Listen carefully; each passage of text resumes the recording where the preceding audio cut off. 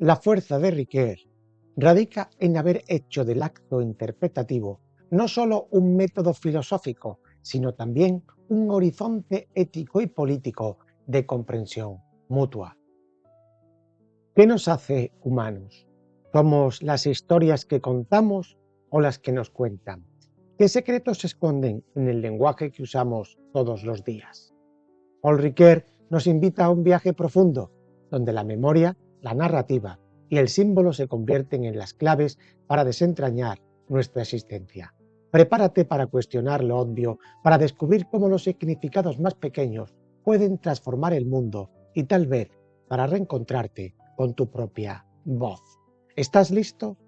Vamos allá. Paul Ricoeur nació el 27 de febrero de 1913 en Valognes, una ciudad de Auvernia-Rodano-Alpes, en Francia. Provenía de una familia de clase media. Su padre, Paul-René Ricoeur, era un comerciante y su madre, Marianne Adrian, se dedicaba al hogar. Desde temprana edad, Paul demostró una gran curiosidad intelectual y un interés notable por el aprendizaje, lo que lo llevó a destacar en sus estudios escolares.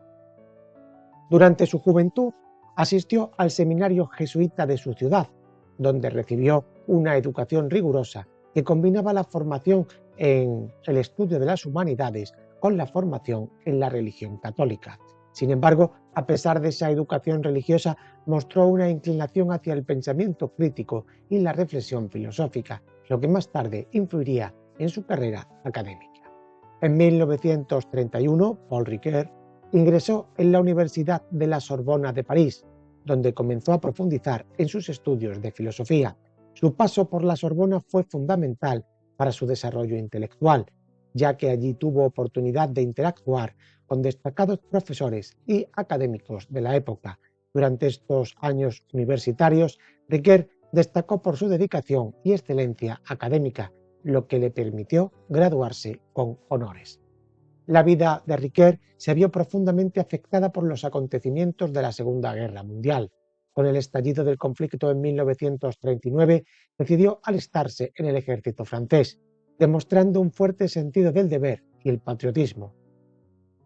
Durante la guerra sirvió con distinción en el frente, enfrentándose a las duras realidades del combate. En 1940, tras la caída de Francia, fue capturado por las fuerzas alemanas y pasó varios años como prisionero de guerra en un campo de Alemania. Este periodo de cautiverio fue una experiencia transformadora para Ricoeur, que le permitió reflexionar sobre la condición humana y la resiliencia ante la adversidad. Tras su liberación en 1945, regresó a Francia y reanudó sus estudios filosóficos con renovada determinación. Decidió continuar su formación académica obteniendo un doctorado en filosofía, que consolidó su posición en el ámbito intelectual francés. Su dedicación al estudio y a la enseñanza le abrió las puertas para ocupar puestos académicos en varias instituciones de renombre. En los años posteriores a la guerra, desarrolló una carrera académica destacada. Inicialmente, trabajó como profesor en la Universidad de Reims, donde se ganó el respeto de sus colegas y estudiantes por su enfoque riguroso y su capacidad para inspirar a otros. Posteriormente fue nombrado profesor en la Universidad de Estrasburgo, una posición que le permitió expandir su influencia en el campo de la filosofía a nivel internacional.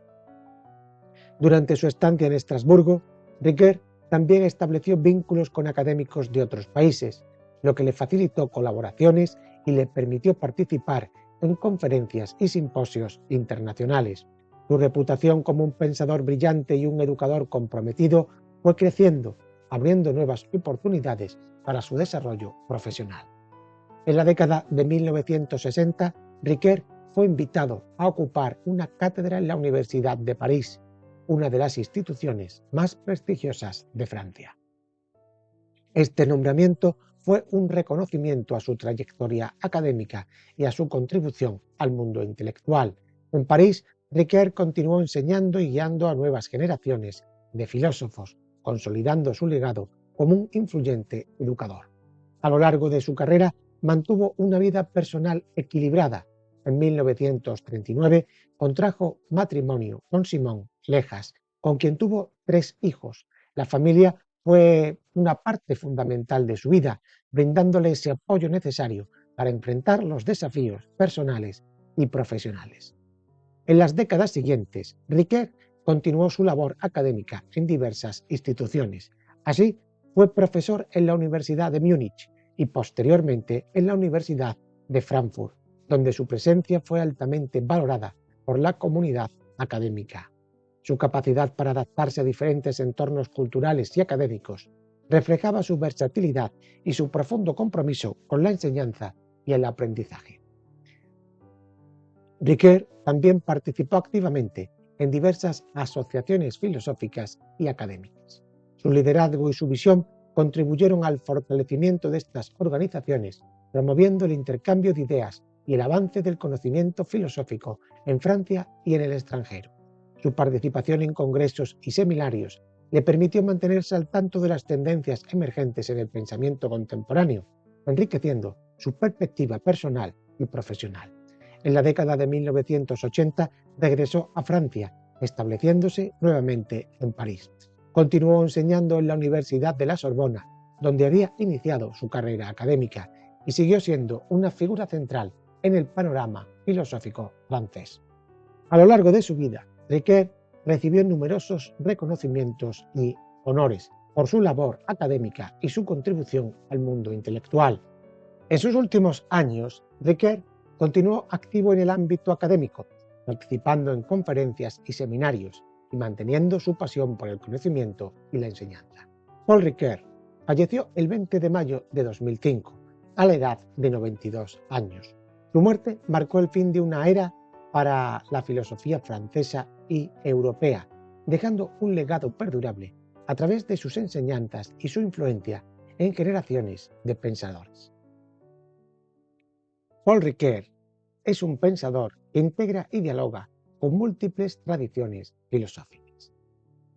Ricoeur toma de Kant la idea de los límites del conocimiento humano y la estructura del sujeto como mediador entre el mundo y la experiencia, la distinción entre lo que podemos conocer, el fenómeno, y lo que queda fuera de nuestra comprensión directa, el noumeno, marca una influencia clave, sobre todo en el interés de Ricoeur por la interpretación de lo que está más allá de lo evidente.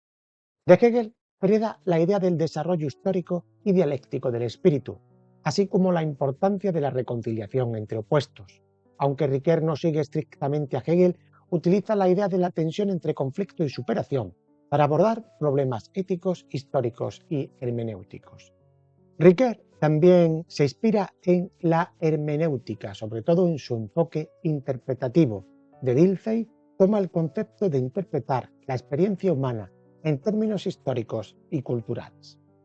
Ricoeur se nutre también del enfoque hermenéutico de Heidegger, quien introduce la idea de que interpretar no solo se refiere a textos, sino también a nuestra existencia. El concepto de ser en el mundo es crucial para la reflexión de Ricoeur sobre la narrativa y el tiempo.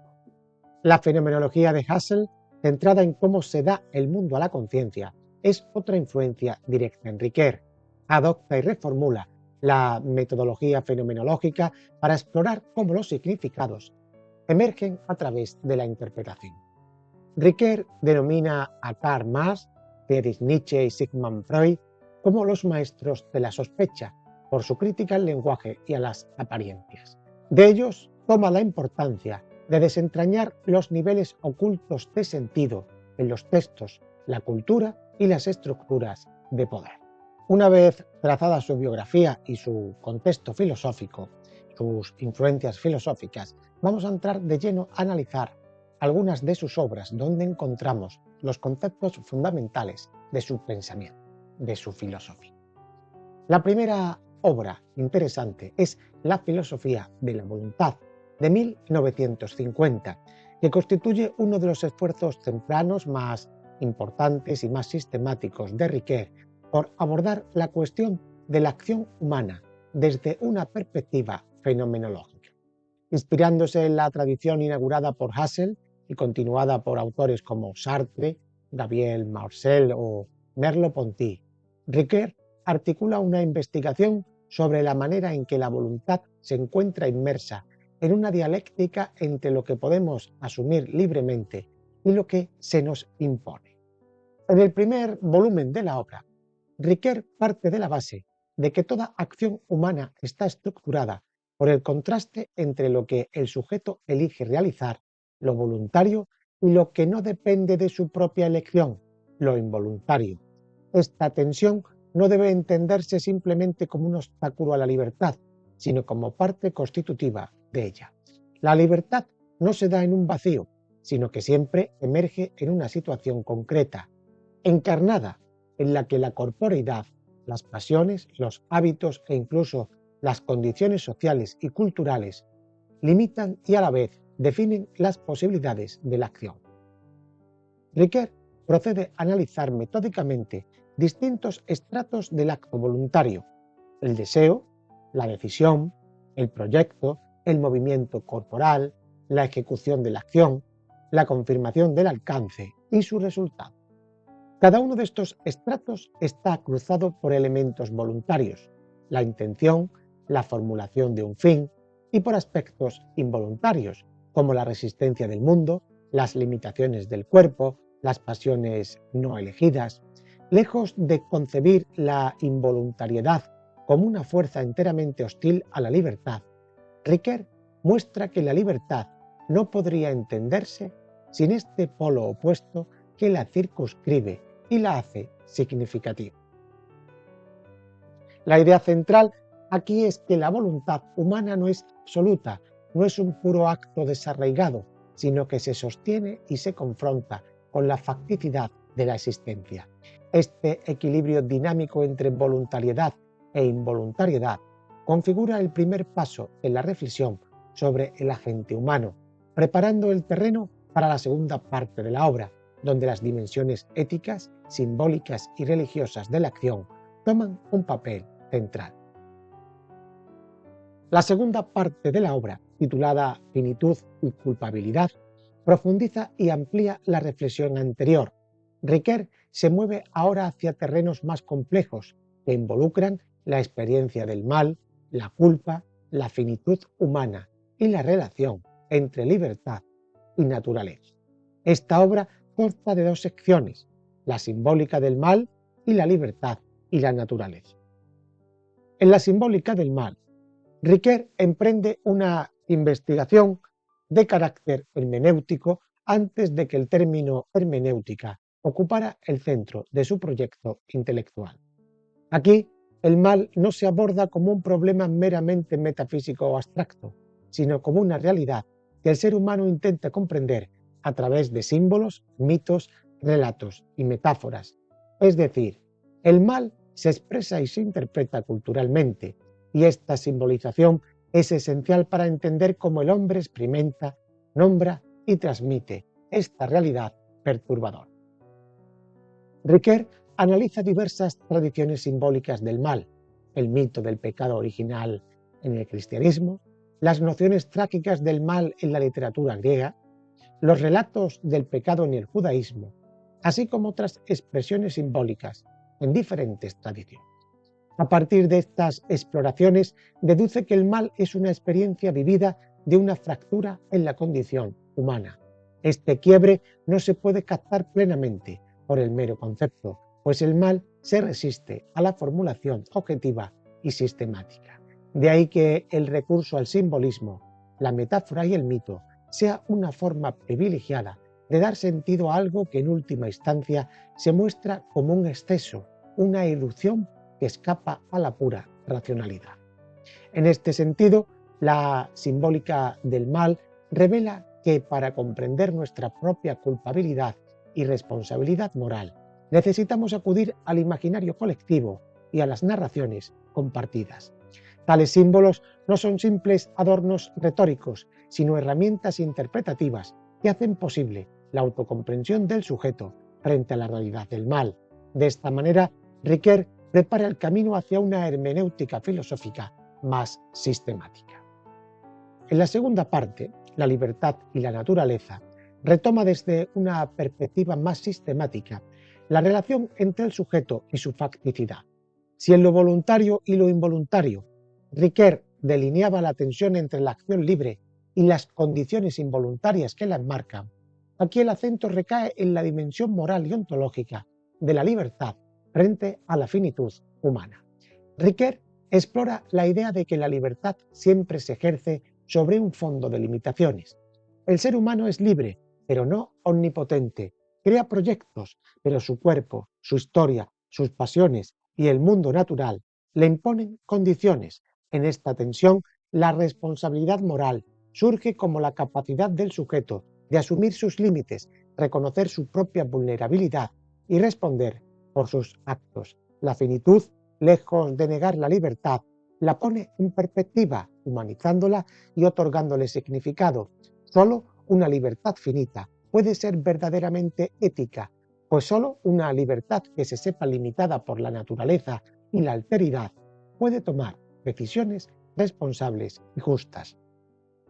Así, finitud y culpabilidad completa el panorama iniciado en lo voluntario y lo involuntario. Si el primer volumen presenta la estructura fenomenológica de la acción, el segundo añade las dimensiones simbólicas, morales y metafísicas. La libertad humana queda definitivamente situada en un horizonte donde el mal, la culpa, la finitud y la naturaleza delimitan y enriquecen la comprensión del agente moral. En 1969 publica El conflicto de interpretaciones, ensayos de hermenéutica. El pensamiento de Ricoeur muestra aquí una maduración y una reorientación metodológica notable. Ahora, su foco no se centra tanto en la estructura interna de la voluntad o de la experiencia moral, sino en la problemática de la interpretación, el entendimiento y la comprensión del sentido. Este conjunto de ensayos se presenta como un punto de inflexión en su obra.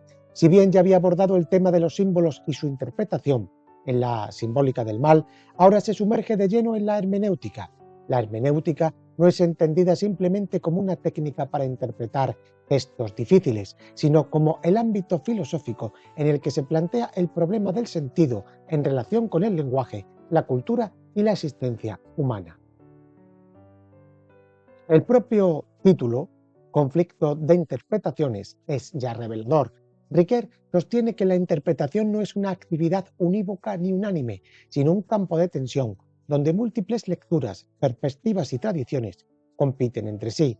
Esto se verifica en múltiples dimensiones: las interpretaciones religiosas y filosóficas, las lecturas psicoanalíticas, las perspectivas estructuralistas y existencialistas, y todas ellas pugnando por imponer su propia forma de entender los textos, los símbolos y las experiencias humanas.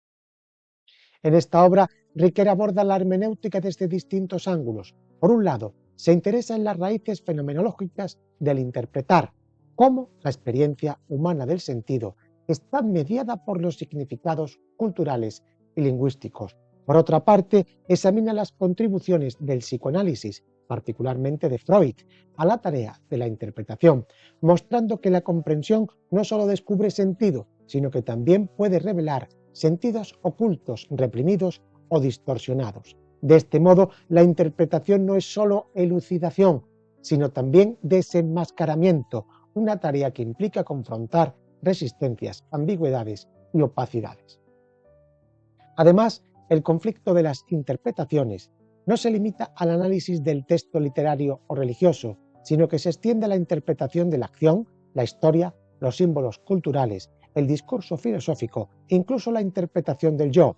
Para Ricoeur, el sujeto mismo se constituye interpretativamente. La identidad no es un dato fijo, sino algo narrado, comprendido y reinterpretado a la luz de las experiencias compartidas y los relatos heredados. Ricoeur se esfuerza por superar la brecha entre la descripción fenomenológica de la experiencia y la interpretación hermenéutica del sentido. De hecho, su proyecto se convierte en una hermenéutica de la existencia, donde la fenomenología se ve enriquecida y corregida por el reconocimiento de la mediación lingüística y simbólica. El lenguaje no es un mero instrumento pasivo, sino el medio a través del cual se construye y transmite el sentido. Por ello, la interpretación se vuelve una tarea inevitablemente lingüística. Influido por el debate entre las ciencias del espíritu y las ciencias naturales, Riquet sostiene que la interpretación implica articular dos momentos, uno explicativo, analítico, es decir, descomponer el texto o el símbolo en sus elementos constitutivos, y otro comprensivo, que trata de buscar la totalidad del sentido, una nueva configuración interpretativa que va emergiendo. En 1969 plantea la idea de una hermenéutica de la distancia. Según esta perspectiva, la interpretación surge a partir de la separación entre el emisor y el receptor. Desde esta propuesta se desprende una teoría cuyo eje central es el texto, entendiéndolo como cualquier discurso fijado mediante la escritura.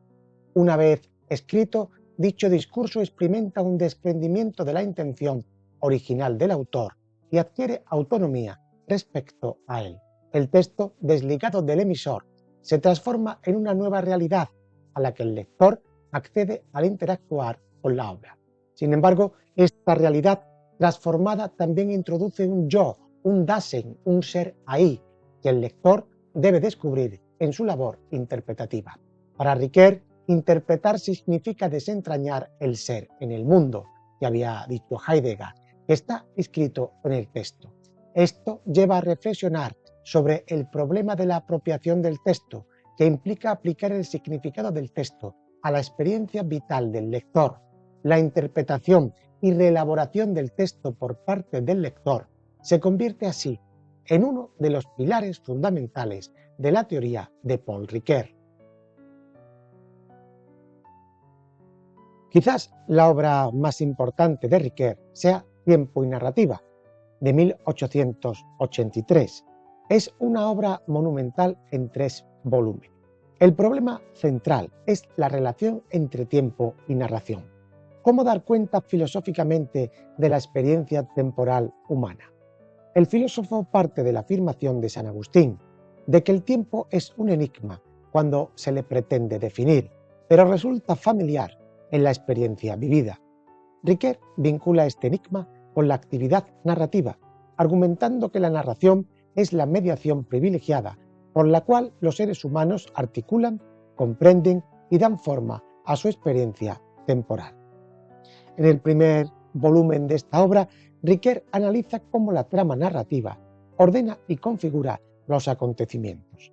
La intriga no es una mera sucesión cronológica, sino un ensamblaje coherente y significativo de episodios dispersos. La narración, al organizar los hechos en una trama, introduce un orden inteligible que permite al lector o al oyente comprender el devenir temporal.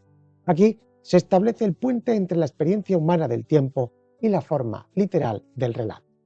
Ricoeur presta especial atención al relato histórico, distinguiendo entre la ciencia histórica y la ficción narrativa.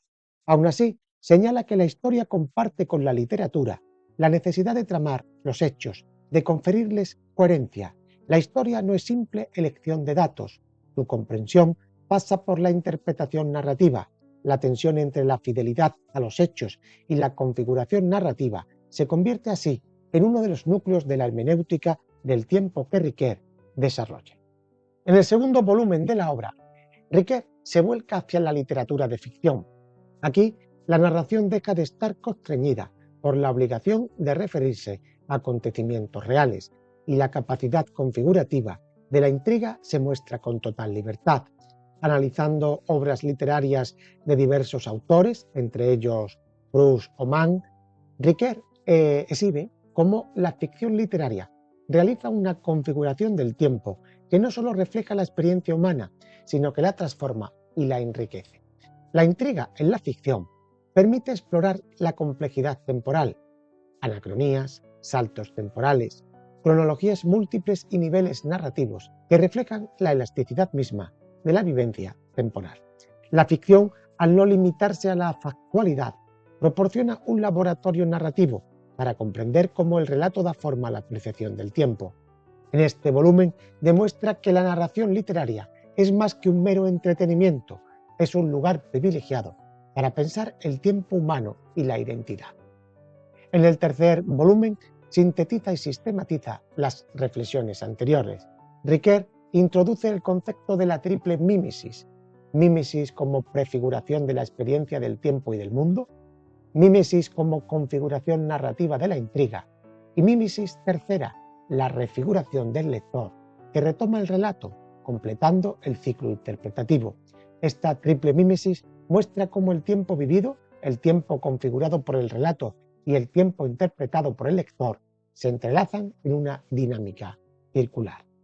El tiempo, por tanto, se vuelve inteligible a través de la mediación narrativa. Ricoeur demuestra que la narrativa no solo relata acontecimientos, sino que también modela la experiencia temporal, haciéndola comprensible e integrándola en la identidad personal e histórica. Esta perspectiva sentará las bases para sus reflexiones posteriores sobre la identidad, la memoria y la historia.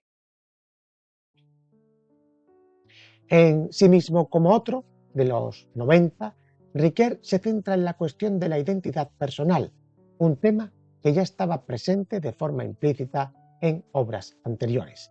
Aquí se abordan las preguntas: ¿quién es el sujeto?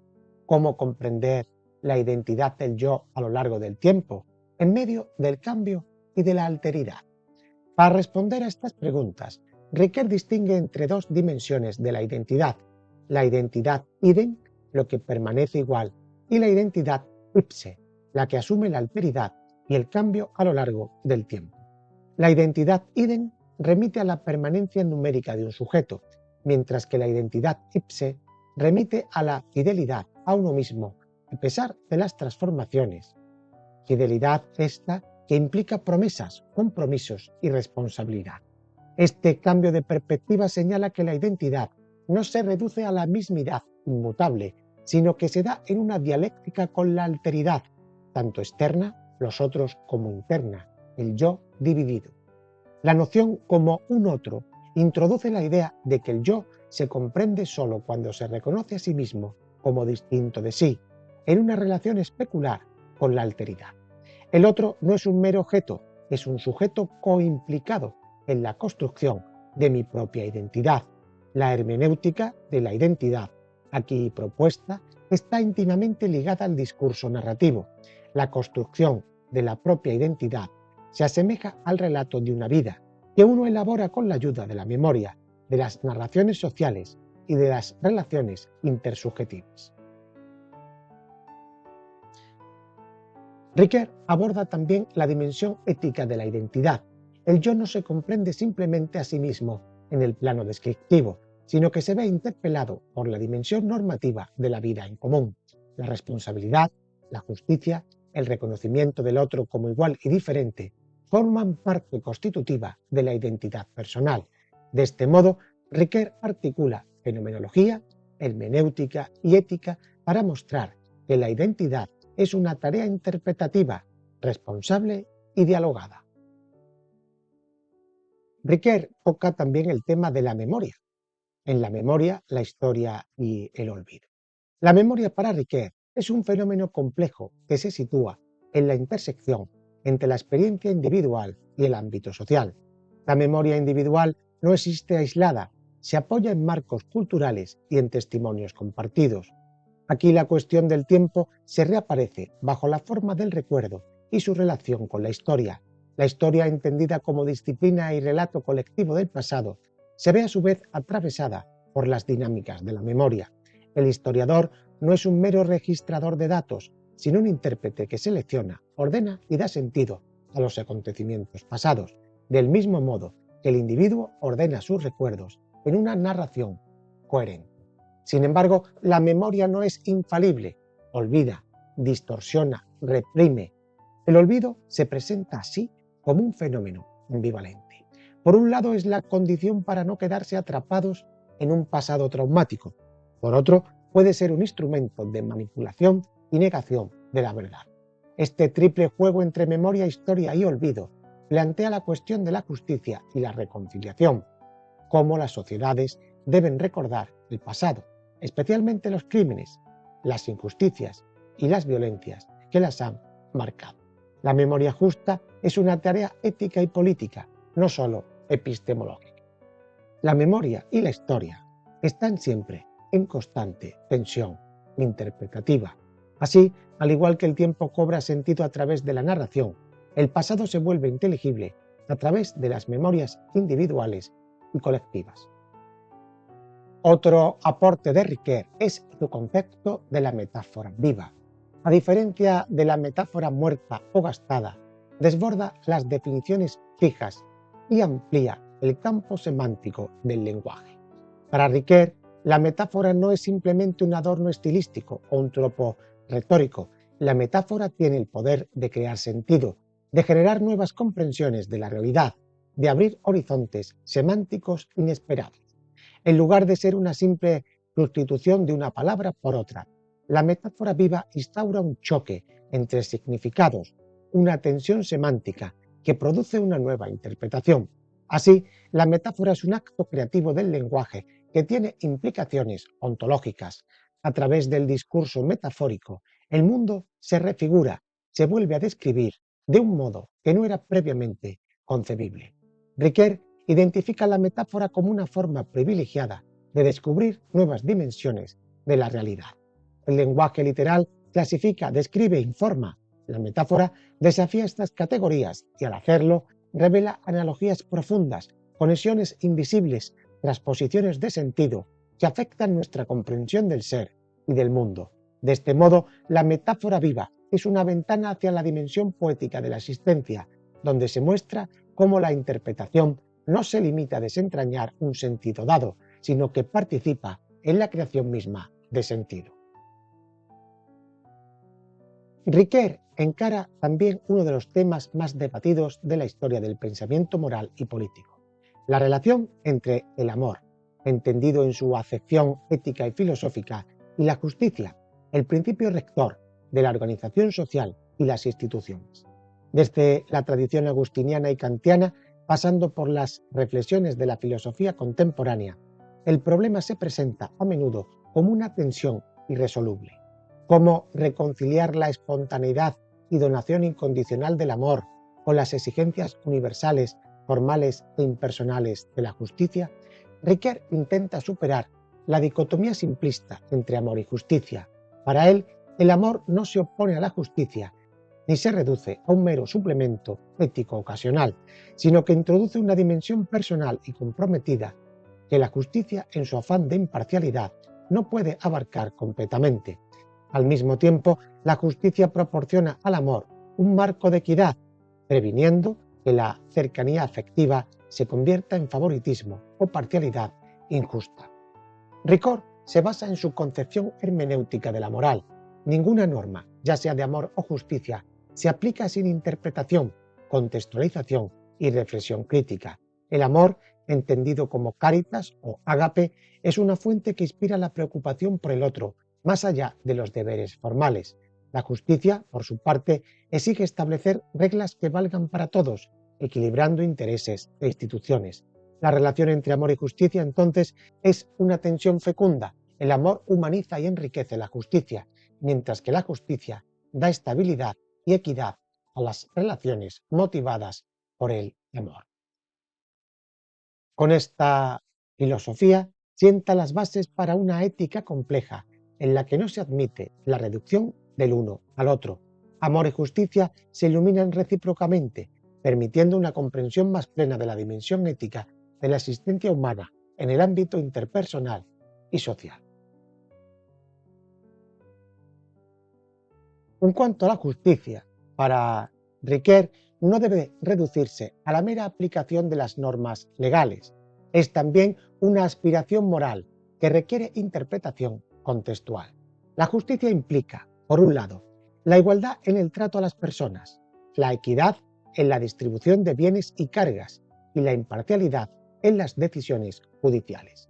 Por otro lado, la justicia no puede abstraerse completamente de la singularidad de las situaciones y los individuos. El ideal kantiano de universalidad debe confrontarse con la realidad de la diversidad cultural, las desigualdades estructurales y las historias singulares de sufrimiento y exclusión. Ricoeur sugiere que la justicia se hace efectiva cuando se materializa en juicios concretos emitidos por instituciones justas y confiables. Pero también subraya que estos juicios deben estar abiertos a la crítica y la revisión. La justicia, por tanto, no es un conjunto de normas atemporales, sin un proyecto interpretativo constante. La sociedad siempre debe esforzarse por reinterpretar sus principios a la luz de las experiencias históricas, las emergencias éticas y las transformaciones sociales. Este acercamiento hermenéutico a la justicia se encuentra en sintonía con la filosofía del derecho contemporánea, la teoría política y la ética aplicada. La justicia es un recordatorio de que las normas justas solo pueden funcionar en una cultura que interprete, discuta y evalúe críticamente sus instituciones. La búsqueda de lo justo se convierte así en una práctica hermenéutica compartida, una conversación sostenida sobre la validez, relevancia y legitimidad de las reglas que rigen nuestra vida en común. Aborda también el campo de la filosofía política, un terreno que ya había aparecido lateralmente en sus reflexiones sobre la identidad, la memoria y la historia. Para Riquet, la política es un espacio de conflicto, negociación y significación. La hermenéutica que él había aplicado a textos, símbolos, narraciones y memorias se extiende aquí al análisis de las instituciones, las ideologías, las prácticas democráticas y las relaciones de poder. El filósofo destaca que la comprensión de lo político no puede limitarse al análisis jurídico ni a la descripción sociológica.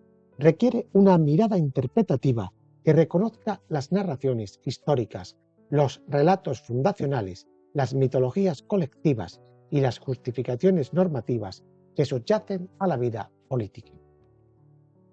La idea central es que la política no es un mero instrumento, sino una dimensión cultural y simbólica en la que se construye la identidad colectiva. De este modo, comprender las raíces del conflicto político, la necesidad de la justicia social, la exigencia de reconocimiento mutuo y la legitimidad de las instituciones implica desplegar una hermenéutica de lo político.